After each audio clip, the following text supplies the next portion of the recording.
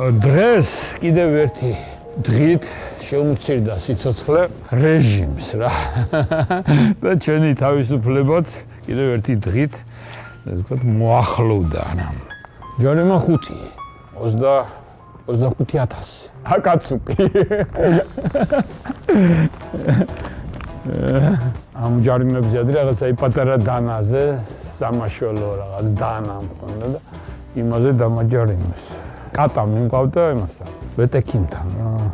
თიდან ჩამოსული ვიყავი რა და იგივე შარვალი მეწოდა დანა მეკიდა რა იმას კამარზე. პატარა დანა არის პეცელის. აი მეუთხარი და პირველად დამჭირდა მეთქვა რომ აი მისავარ დამსვლელი და მაშველი და რაღაც დამჩენია რა. რამ დამსვლიო?